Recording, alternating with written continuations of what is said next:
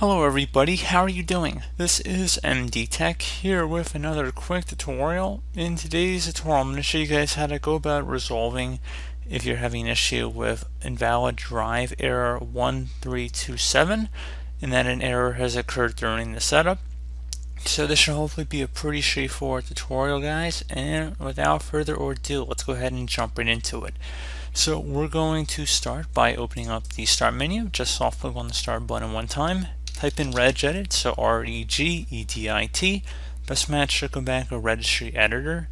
You want to right click on that and then select Run as Administrator.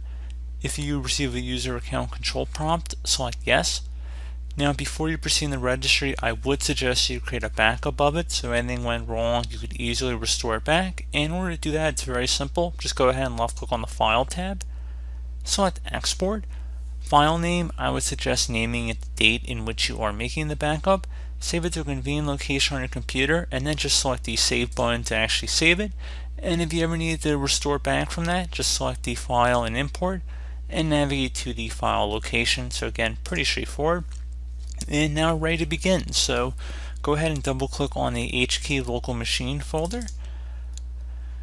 Do the same thing for software. And now look for Microsoft. Double click on that. And now go to Office. So double click on Office. And now select which version of Office you have. So if you have the 2016 version, it's going to say 16.0. So double click on that. And now you want to locate a folder that says Delivery.